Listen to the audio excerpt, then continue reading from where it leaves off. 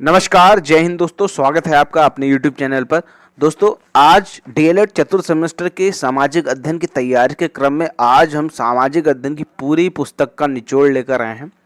इसमें हमने most important 60 बहुविकल्पी प्रश्नों को लिया है और उन 60 बहुविकल्पी प्रश्नों से संबंधित जितने भी फैक्ट्स हैं वो सब भी मैं आपको इसके साथ ही बताता चलूँगा।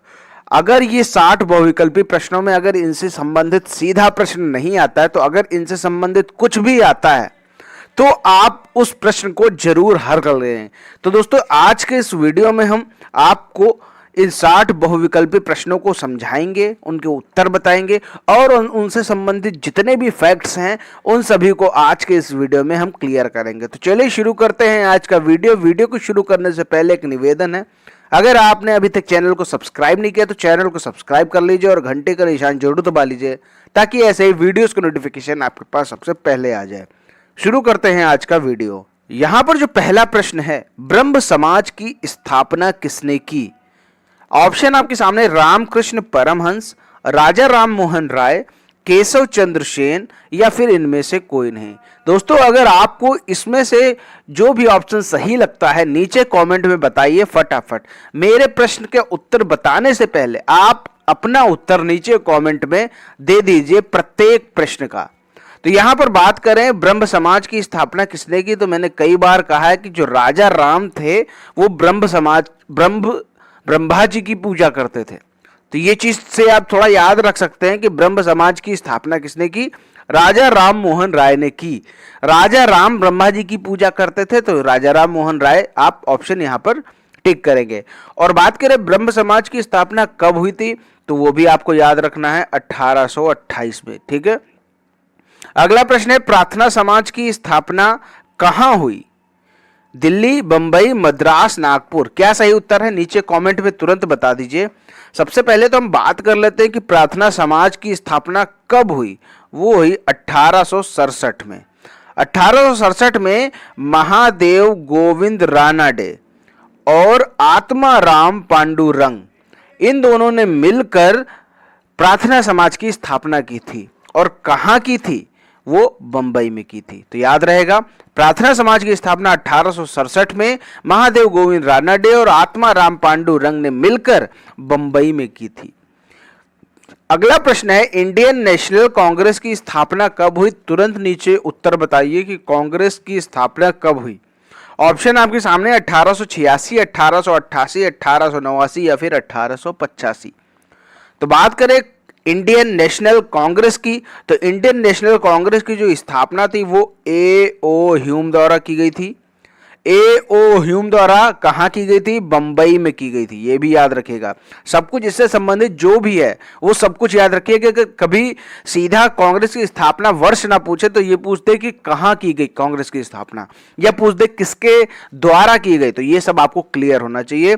तो इंडियन नेशनल कांग्रेस की स्थापना ए.ओ. ह्यूम द्वारा बंबई में की गई थी। और कब की गई थी? 1885 में। लॉर्ड कर्जन ने बंगाल विभाजन की घोषणा कब की थी?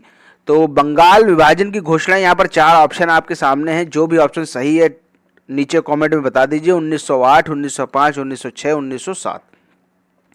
बात करें बंगाल विभाजन की, बंगाल विभाजन किया किसने? लॉर्ड कर्जन ने किया। और यहां पर एक प्रश्न और उठता है कि बंगाल विभाजन से पहले बंगाल में कितने प्रांत शामिल थे?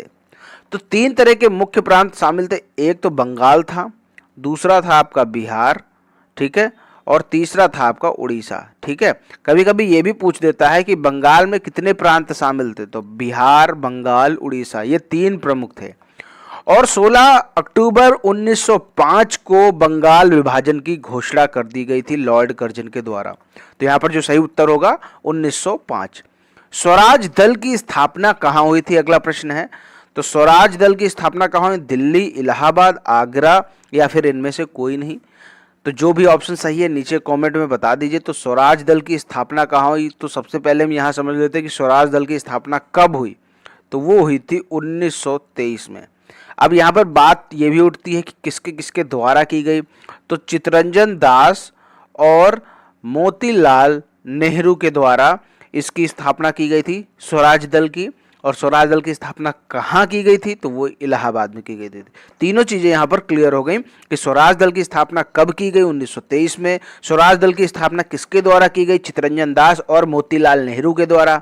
और कहाँ की गई, इलाहाबाद में की गई।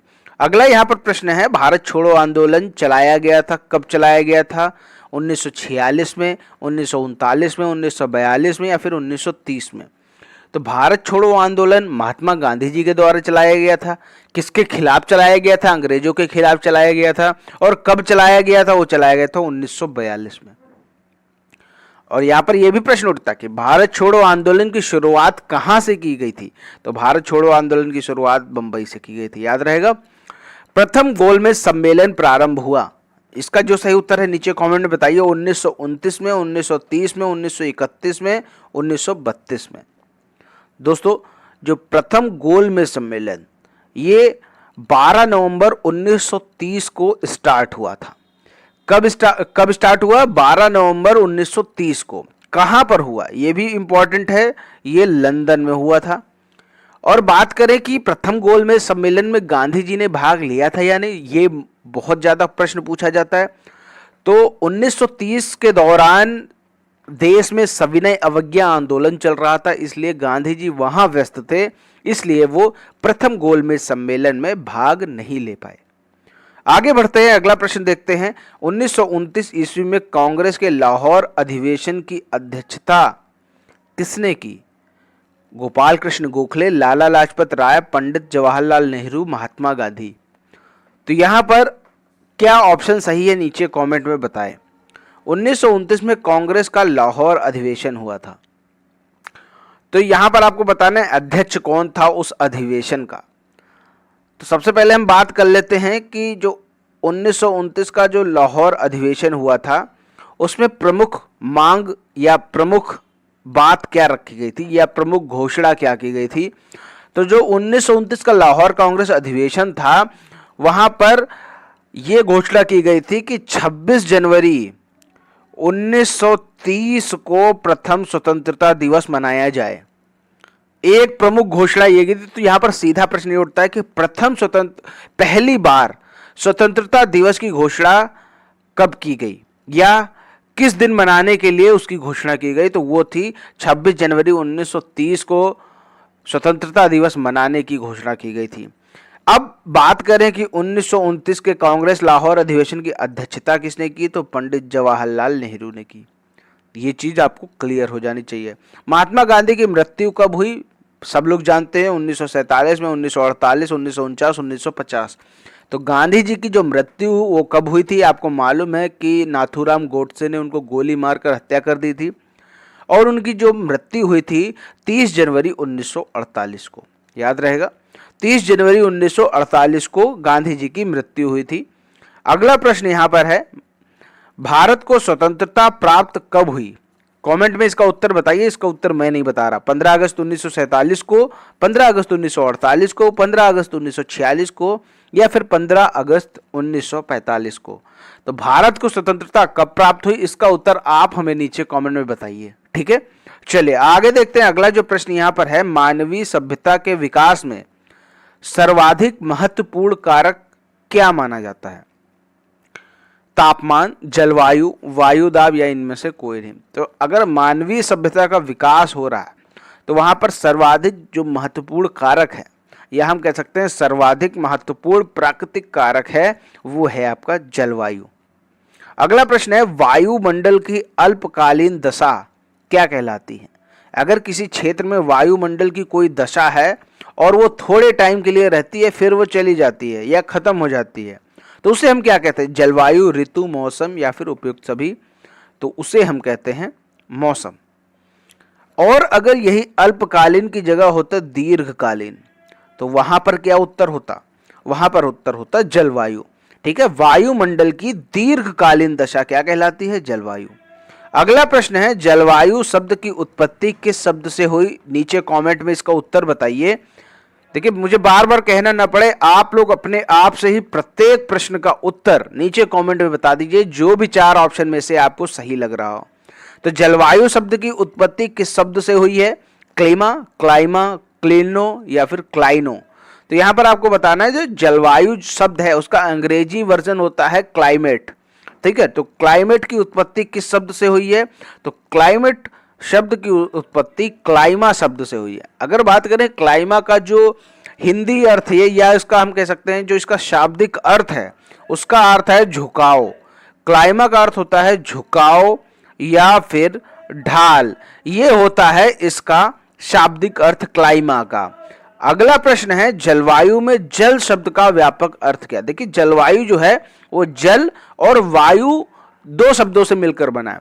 तो यहां पर पूछ रहे हैं जल शब्द का क्या अर्थ है? वायुमंडलीय आर्द्रता, वर्षा, सतही जल या फिर भूमिगत जल। तो जलवायु में जल शब्द का व्यापक अर्थ है वायुमंडलीय आर्द्रता। अब यहां पर आपके मन में यह भी प्रश्न उठता होगा कि आखिर फिर वायु का क्या मतलब है?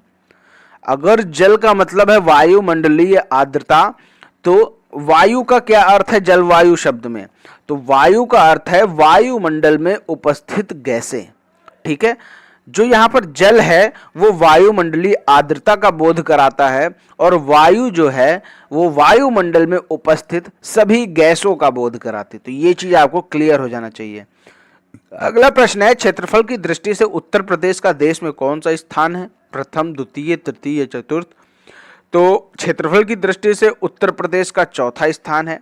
पहले नंबर पर है राजस्थान, ठीक है, दूसरे नंबर पर है आपका मध्य प्रदेश, तीसरे नंबर पर है महाराष्ट्र और चौथे नंबर पर आपका है उत्तर प्रदेश। याद रहेगा, राजस्थान, मध्य प्रदेश, महाराष्ट्र, फिर उत्तर प्रदेश। लेकिन कभी कभी ये बात हो जाती है कि जनसंख्या की दृष्टि से उत्तर प्रदेश का कौन सा स्थान है? तो जनसंख्या की दृष्टि से उत्तर प्रदेश का पहला स्थान है। ये चीज याद रख लें। अब एक चीज और इससे संबंधित में बता दूं, जनसंख्या की बात होगी, अगर हम उत्तर प्रदेश को कोई देश मान लें, ध्यान से सुनिएगा बात को, अगर हम उत्तर प्रदेश को देश मान लें तो पूरे विश्व में जो उत्तर प्रदेश का स्थान होगा वो कौन सा होगा? सबसे बड़ा पॉइंट कि अगर हम उत्तर प्रदेश को कोई एक देश घोषित कर दें तो पूरे विश्व में उत्तर प्रदेश का जनसंख्या के मामले में कौन सा स्थान होगा? तो वो स्थान होगा पांचवा। याद रखिएगा, उत्तर प्रदेश की जनसंख्या इतनी ज्यादा है कि अगर हम इसको देश घोषित कर दें तो इसका पूरे विश्व में पांचवा स्थान होगा। अगला प्रश्न है प्रदेश की सीमा निम्नलिखित में से किस देश को स्पर्श करती है? यानी उत्तर प्रदेश की बात हो रही तो श्रीलंका, बांग्लादेश, पाकिस्तान, नेपाल।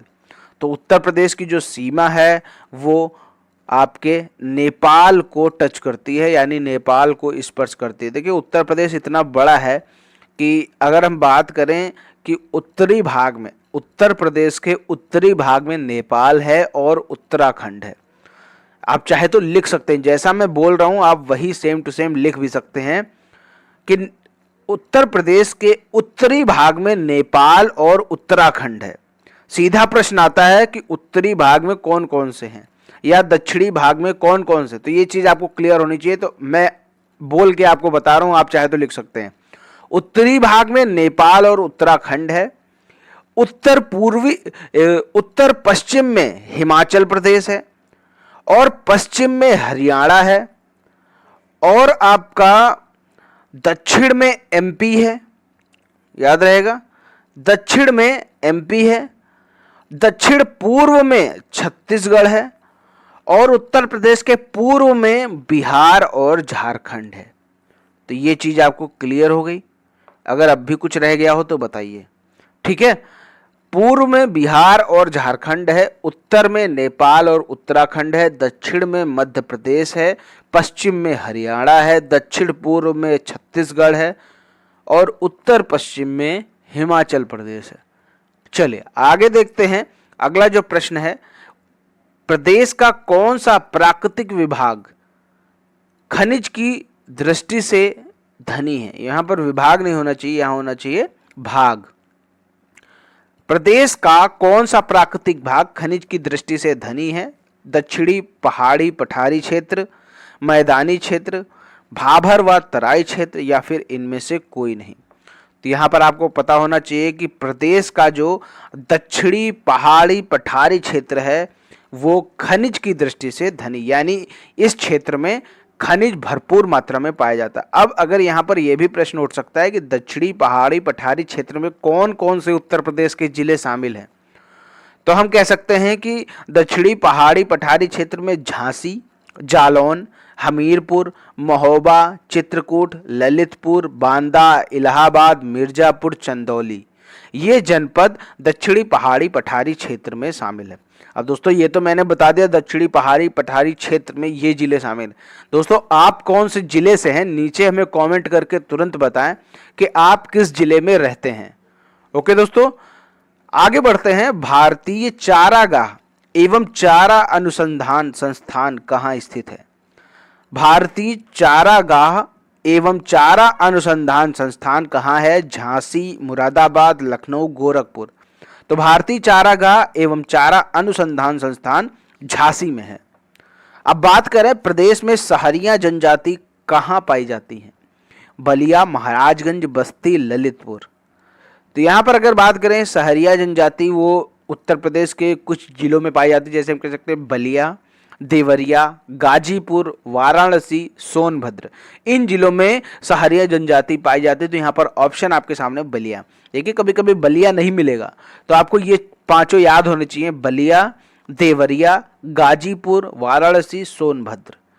आगे बढ़ते हैं। अगला प्रश्न है वैश्विक गांव शब्द के जनक कौन थे?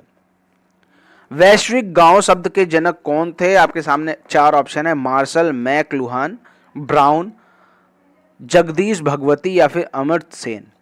तो यहाँ पर जो भी सही ऑप्शन है आप यहाँ पर हमें बताएं। तो वैश्विक गांव शब्द के जनक हैं मार्शल मैकलुहान। ठीक है। अगला प्रश्न है भारत में भूमंडलीकरण का आरंभ माना जा सकता है 1999, 1991, 2001, 2010। तो यहाँ पर भारत में भूमंडलीकरण का आरंभ माना जाता है 1991 में। आगे बढ़ते हैं। अगला प्रश्न है भूमंडलीय सूचकांक मापन मानक है, यानी भूमंडलीकरण को मापने का मानक क्या है? सामाजिक, आर्थिक, राजनैतिक या सभी? तो इसका जो सही उत्तर होगा वो होगा सभी। निम्नलिखित संस्थाओं में कौन सामाजिक आर्थिक भूमंडलीकरण से उत्पन्न अधिकारों की गारंटी प्रदान करते हैं? ऑप्शन आपके सामने IMF, संयुक्त राष्ट्र संघ, विश्व बैंक या फिर ये सभी। तो जहां पर सामाजिक आर्थिक भूमंडलीकरण से उत्पन्न अधिकारों की बात आएगी इन सभी का नाम आएगा, ऑप्शन होगा सभी। अगला प्रश्न है भूतत्व एवं खनिज कर्म निदेशालय की प्रदेश में स्थापना कब की गई? ऑप्शन है 1945, 1955, 1965 या फिर 1985। तो भूतत्व एवं खनिज कर्म निदेशालय की स्थापना प्रदेश में 1955 में की गई। चूना पत्थर प्रदेश में कहाँ कहाँ पाया जाता है? मिर्जापुर, सुल्तानपुर, गाजीपुर, लखनऊ। जो भी ऑप्शन सही है नीचे बताइए। तो चूना पत्थर जो है वो मिर्जापुर और सोनभद्र में पाया जाता है। तो यहाँ पर मिर्जापुर ऑप्शन में है तो मिर्जापुर लगा देते हैं। अगर मिर्जापुर ना होता सोनभद्र होता तो सोनभद्र को लगाते हैं। अब यहाँ पर एक चीज और आती है कि चूना पत्थर उत्पादन में उत्तर प्रदेश का भारत में कौन सा स्थान है? तो वो स्थान है सेकंड, यानी सेकंड लार्जेस्ट चूना पत्थर प्रोडक्शन अपने उत्तर प्रदेश में होता है। बॉक्साइट एक अयस्क है। अब बताइए बॉक्साइट किसका अयस्क है? सोना, एल्यूमिनियम, चांदी या फिर लोहा? बॉक्साइट जो है वो एल्यूमिनियम का अयस्क है। और जो बॉक्साइट है वो सबसे ज्यादा कहाँ कहाँ निकाली जाती है? वो है बांदा और चंदौली, दो जगह बॉक्साइट सबसे ज्यादा निकाली जाती है। और बात करें कि जो बॉक्साइट है उसको एल्यूमिनियम बनाने का काम कहाँ होता है? तो सोनभद्र में होता है इसका काम, याद रहेगा। सोनभद्र में एक कंपनी है हिंडाल्को। ठीक है, हिंडाल्को कंपनी बॉक्साइट से एल्यूमिनियम बनाती है सोनभद्र में। अगला प्रश्न यहां पर है प्रदेश में यूरेनियम का भंडार कहाँ है? मुजफ्फरनगर, रामपुर, ललितपुर या फिर गोरखपुर? तो यूरेनियम की जब बात आएगी तो हमेशा टिक लगेगा ललितपुर पर। पारीछा ताप विद्युत गृह कहाँ है? अलीगढ़, मिर्जापुर, कानपुर या फिर झांसी? तो पारीछा ताप विद्युत गृह झांसी में है। अगला प्रश्न है उत्तर प्रदेश को कितने जलवायु प्रदेशों में विभाजित किया गया है? 32, 24, 18 या फिर 9? अगर पूछे कृषि जलवायु प्रदेश, उत्तर प्रदेश को कितने कृषि जलवायु प्रदेश में डिवाइड किया गया है? तो 9 कृषि जलवायु प्रदेश में डिवाइड किया गया है। यहीं पर एक और प्रश्न कभी कभी पूछा जाता है कि उत्तर प्रदेश को कितने मृदा समूह क्षेत्रों में डिवाइड किया गया? तो ये आप लिख सकते हैं कि उत्तर प्रदेश को 8 मृदा समूह क्षेत्रों में डिवाइड किया गया। ये भी इंपॉर्टेंट क्वेश्चन। प्रदेश की सर्वाधिक महत्वपूर्ण नकदी फसल कौन सी है? तो गन्ना, आलू, चना, चावल।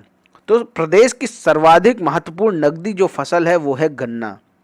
पूरे देश का 38% गन्ना हमारे उत्तर प्रदेश में उगाया जाता है, याद रखिएगा। सीधा प्रश्न आता है कि पूरे देश का कितने प्रतिशत गन्ना का उत्पादन उत्तर प्रदेश में होता है? तो 38%। अगला प्रश्न है, प्रदेश में किसे नवाब ब्रांड नाम देकर प्रचारित किया जा रहा है? नवाब ब्रांड किसको प्रचारित किया जा रहा है? अमरूद, गन्ना, आम, लीची। तो जो आम है उसका एक ब्रांड है नवाब। ठीक है। अब यहां पर एक और प्रश्न उठता है कि जैसे कुछ आम की प्रजातियां होती हैं, उनसे संबंधित जिले पूछ लिए जाते हैं।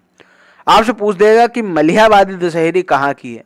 तो आपको मालूम होना चाहिए जो आम की प्रजाति है महिलाबादी दशहरी, वो लखनऊ की है। कभी पूछ दे कि सफेदा और चौसा सर्वाधिक कहाँ होता है? तो सफेदा और चौसा ये भी आम की एक प्रजाति है, ये सबसे ज्यादा सहारनपुर में होता है। अब एक आपने कभी सुना होगा रटौल। ठीक है, जो मेरठ साइड के लोग हैं वो जानते होंगे रटौल। मेरठ और बागपत में रटौल नाम की आम की प्रजाति खूब है। लंगड़ा, लंगड़ा कहाँ सबसे ज्यादा उत्पादन होता है? जो आम की एक प्रजाति होती है लंगड़ा, इसका सर्वाधिक उत्पादन बनारस यानी वाराणसी में होता है। तो ये चीज आपको क्लियर होनी चाहिए। अगला प्रश्न है, केंद्रीय उपोष्ण बागवानी संस्थान कहाँ स्थित है? तो केंद्रीय उपोष्ण बागवानी संस्थान ये रहमान खेड़ा लखनऊ में स्थित है। अब यहां पर एक और प्रश्न उठता है कि आम औद्योगिक प्रयोग एवं प्रशिक्षण केंद्र, ध्यान से सुनिएगा, आम औद्योगिक प्रयोग एवं प्रशिक्षण केंद्र कहाँ है? तो वो भी लखनऊ में, याद रहेगा। ये दोनों याद कर लीजिए, दोनों कनेक्ट करते हैं क्योंकि दोनों लखनऊ में हैं। अगला प्रश्न है, क्षेत्रफल की दृष्टि से विश्व में भारत का कौन सा स्थान है? 5वां, 7वां, 10वां, 12वां? तो क्षेत्रफल की दृष्टि से विश्व में भारत का 7वां स्थान है। अब बात करें भारत से ऊपर कौन कौन से हैं? नंबर 1 पर है रूस, ठीक है, नंबर 2 पे है कनाडा, नंबर 3 पर है यूएसए यानी संयुक्त राज्य अमेरिका, और नंबर 4 पर है चीन, नंबर 5 पर है ब्राजील, और नंबर 6 पर है ऑस्ट्रेलिया, और 7वें नंबर पर आता है भारत। तो ये चीज क्लियर हो गई, आपने चाहा तो नोट भी कर लिया होगा। अब बात करें भारत कौन से महाद्वीप में आता है? तो भारत आता है एशिया महाद्वीप में। बात करें कि भारत का जो क्षेत्रफल है वो कितना है? वो है 32,87,263 वर्ग किलोमीटर। 32,87,263 वर्ग किलोमीटर ये भारत का क्षेत्रफल है। अगला है, भारत को कितने प्राकृतिक भागों में विभक्त किया गया है? तो भारत को यहाँ पर ऑप्शन आपके सामने 4, 10, 12, 15।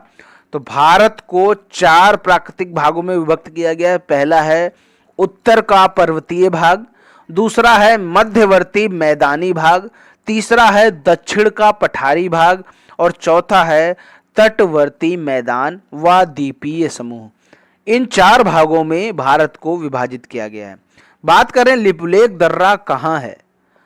तो लिपुलेख दर्रा आपके सामने ऑप्शन है मेघालय, जम्मू कश्मीर, हिमाचल प्रदेश, उत्तराखंड।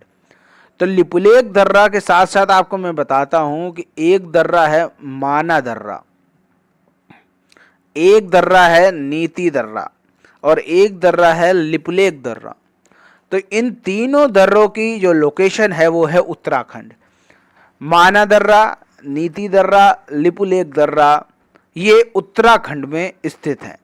अगला प्रश्न है, भाबर और तराई किस प्राकृतिक प्रदेश के उपविभाग हैं? उत्तर का पर्वतीय भाग, मध्यवर्ती मैदानी भाग, दक्षिणी पठारी भाग, तटीय मैदानी व द्वीप समूह। तो भाबर और तराई ये किस प्राकृतिक प्रदेश के उपविभाग हैं? तो ये उत्तर का पर्वतीय भाग के उपविभाग हैं। अगला प्रश्न है, लुधियाना क्यों प्रसिद्ध है? नमक उत्पादन के लिए, होजरी के लिए, पेट्रोलियम उत्पादन के लिए, या फिर इनमें से कोई नहीं? तो आपको यहां पर सही उत्तर बताना है कि लुधियाना क्यों प्रसिद्ध है। लुधियाना प्रसिद्ध है होजरी के लिए। अगला यहां पर प्रश्न है, अटाला मस्जिद कहाँ स्थित है? आगरा में, जौनपुर में, मिर्जापुर में, या फिर अयोध्या में? तो अटाला मस्जिद जो है वो जौनपुर में स्थित है। अगला प्रश्न है, कुंभ मेला कब लगता है? प्रत्येक वर्ष, प्रत्येक 6 वर्ष में, प्रत्येक 12 वर्ष में, या फिर प्रत्येक 2 वर्ष में? तो बात करें कुंभ मेला की, तो कुंभ मेला प्रति 12 वर्ष में लगता है। कहाँ लगता है? गंगा, यमुना और सरस्वती के संगम स्थल इलाहाबाद यानी प्रयागराज में। इलाहाबाद किले का निर्माण किसने करवाया? शाहजहां ने, अकबर ने, जहांगीर ने, या फिर औरंगजेब ने? तो इलाहाबाद किले का निर्माण 1583 में हुआ, अकबर ने कराया। ठीक है, याद रहेगा। आगे बढ़ते हैं, संयुक्त राष्ट्र संघ की स्थापना कब हुई? तो संयुक्त राष्ट्र संघ की स्थापना आपको बहुत बार बता चुका हूं कि 24 अक्टूबर 1945 में हुई। कहाँ हुई? न्यूयॉर्क में हुई। कभी कभी यह भी पूछा जाता है संयुक्त राष्ट्र संघ के कितने अंग हैं? तो संयुक्त राष्ट्र संघ के 6 अंग हैं प्रमुख। आगे बढ़ते हैं, सुरक्षा परिषद के स्थायी सदस्यों की संख्या कितनी है? सुरक्षा परिषद में 2 तरह के सदस्य होते हैं, स्थायी और एक होते हैं अस्थायी। ठीक है, तो ये दोनों याद रहेगा। स्थायी सदस्य होते हैं 5 और अस्थायी सदस्य होते हैं 10। ठीक है, याद रहेगा। अब बात करें कि स्थायी सदस्य कौन कौन से हैं, तो वो आपके हैं संयुक्त राज्य अमेरिका, ब्रिटेन, फ्रांस, रूस और चीन। ठीक है, ये 5 हैं स्थायी सदस्य, और जो 10 सदस्य हैं वो बदलते रहते हैं, उनका कोई निश्चित नहीं है। अंतर्राष्ट्रीय न्यायालय कहाँ स्थित है? न्यूयॉर्क, दिल्ली, पेरिस, या फिर हेग? तो अंतर्राष्ट्रीय जो न्यायालय है वो द हेग में स्थित है, और द हेग कहाँ है? नीदरलैंड में। दोनों चीजें याद कर लीजिए, द हेग, और द हेग कहाँ है? नीदरलैंड में। अगला प्रश्न है, संयुक्त राष्ट्र संघ का प्रथम कार्यालय कहाँ स्थित है? नई दिल्ली, न्यूयॉर्क, जेनेवा, या फिर रोम? तो संयुक्त राष्ट्र संघ का कार्यालय न्यूयॉर्क में। निम्नलिखित में से कौन सा संयुक्त राष्ट्र संघ का अंग नहीं है? महासभा, सुरक्षा परिषद, अंतर्राष्ट्रीय न्यायालय, अंतर्राष्ट्रीय संगठन? संयुक्त राष्ट्र संघ का अंग महासभा है, सुरक्षा परिषद है, अंतर्राष्ट्रीय न्यायालय नहीं है, अंतर्राष्ट्रीय न्यायालय है, अंतर्राष्ट्रीय संगठन नहीं है। तो यहाँ पर जो सही उत्तर होगा कि संघ का अंग नहीं है, वो है अंतर्राष्ट्रीय संगठन। अगला प्रश्न है, पृथ्वी के कितने भाग पर जल है? 3/4, 1/4, 2/4, इनमें से कोई नहीं? तो आपको मालूम है 71% भाग पर जल है पृथ्वी के, तो ये हो गया आपका 3/4। अगला प्रश्न है, निम्नलिखित में से कौन सा प्रदूषण का रूप है? वायु प्रदूषण, जल प्रदूषण, भूमि प्रदूषण, उक्त सभी? फटाफट नीचे उत्तर बता दीजिए। मेरे उत्तर बताने से पहले ही आप नीचे कमेंट में बता दीजिए कि कौन सा प्रदूषण का रूप है। तो उक्त सभी, क्योंकि वायु प्रदूषण भी होता है, जल प्रदूषण भी होता है, भूमि प्रदूषण भी होता है। वायु में ऑक्सीजन की मात्रा कितनी है? तो वायु में ऑक्सीजन की मात्रा आपके सामने लिखी हुई है 78, 50, 25 या फिर 21। तो ऑक्सीजन की जो मात्रा है वो है 21%। अगला प्रश्न है, जल प्रदूषण का कारण है? मल मूत्र नदियों में छोड़ना, फसलों पर कीटनाशकों का प्रयोग, कच्चे तेल का समुद्री जल में रिसाव, उक्त सभी? तो यहाँ पर जो सही उत्तर होगा उक्त सभी। अगला प्रश्न है, वायु प्रदूषण को रोका नहीं जा सकता? सौर ऊर्जा के अधिकतम उपयोग से, वाहनों का उपयोग कम करके, कारखानों को शहर से दूर लगाकर, वनों को काटकर? अगर हमें वायु प्रदूषण को रोकना है तो हमें ज़्यादा से ज़्यादा वन लगाने की आवश्यकता पड़ेगी। तो यहाँ पर लिखा है वायु प्रदूषण को रोका नहीं जा सकता। अगर हम वनों को काटेंगे तो वायु प्रदूषण को रोका नहीं जा सकता। ठीक है, वायु प्रदूषण होता रहेगा। और जो कारखानों को शहर से दूर लगाकर, यहाँ पर यह ऑप्शन आपका सही हो जाएगा कि कारखानों को शहर से दूर लगाकर वायु प्रदूषण को रोका नहीं जा सकता, क्योंकि कारखाने चाहे यहाँ लगे हों चाहे कहीं और लगे हों, वो दूषित तो पर्यावरण को ही कर रहे हैं, तो उनसे वायु प्रदूषण तो होगा ही होगा। अगर कारखाने होंगे तो वायु प्रदूषण भी होगा। अगला प्रश्न है यहाँ पर, भारत में पहली बार जनगणना कब हुई? तो भारत में पहली बार जनगणना 1872 में हुई थी, लॉर्ड मेयो के कार्यकाल में। ठीक है, और उसके बाद क्या हुआ, 1881 में लॉर्ड रिपन के कार्यकाल में दशकीय जनगणना शुरू हुई। याद रहेगा, दोनों चीजें याद रखेंगे कि पहली बार जनगणना कब हुई, 1872 में लॉर्ड मेयो के कार्यकाल में। और बात करें कि दशकीय जनगणना कब शुरू किया गया, तो 1881 में लॉर्ड रिपन के कार्यकाल में। अगला प्रश्न है, लिंगानुपात होता है 100 पुरुषों पर महिलाओं की संख्या, 1000 पुरुषों पर महिलाओं की संख्या, 10,000 पुरुषों पर महिलाओं की संख्या, या फिर 1,00,000 पुरुषों पर महिलाओं की संख्या? तो लिंगानुपात होता है 1000 पुरुषों पर महिलाओं की संख्या। आगे बढ़ते हैं, भारत में विश्व की कितने प्रतिशत जनसंख्या रहती है? तो ये आपको बताना है। तो भारत में विश्व की 17.5% जनसंख्या रहती है। और कभी कभी ये प्रश्न आता है कि जो विश्व का कितने प्रतिशत क्षेत्रफल भारत में है, यानी जो भारत का क्षेत्रफल है वो विश्व के क्षेत्रफल का कितना प्रतिशत है, तो वो है मात्र 2.4। ठीक है, यानी 2.4% क्षेत्रफल पर 17.5% जनसंख्या निवास कर रही। तो ये चीज है आपको क्लियर। आगे बढ़ते हैं, भारत में जनसंख्या की तीव्र वृद्धि कब हुई? 1901 से 1921, 1921 से 1951, 1951 से 1981, 1981 से 1911। तो यहाँ पर आपको ये बताना है। तो यहाँ पर जो इसका सही उत्तर होगा वो होगा 1951 से 1981। इस बीच में जनसंख्या काफी तेजी से बढ़ी।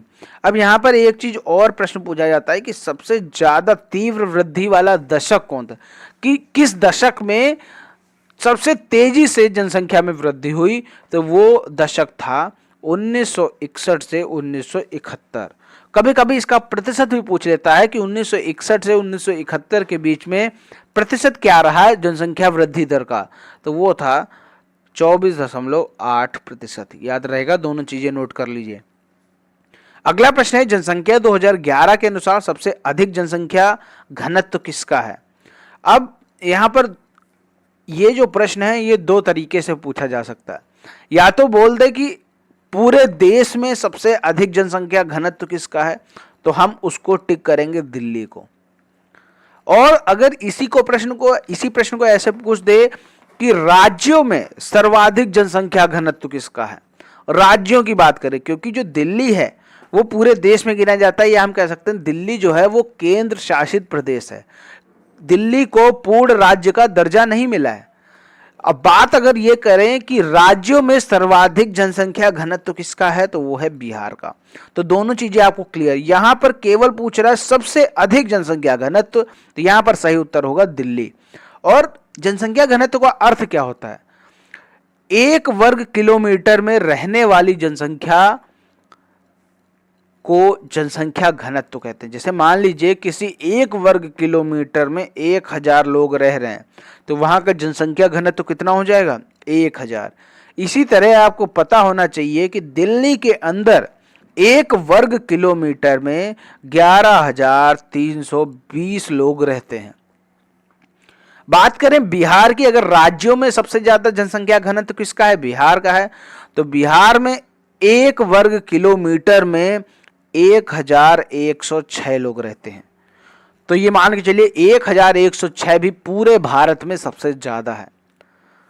पूरे भारत में सबसे ज्यादा है राज्यों के संदर्भ में 1106 यानी बिहार में। और बोल दे पूरे भारत में सबसे ज्यादा कहां का जनसंख्या घनत्व है, तो वो है दिल्ली का 11,320।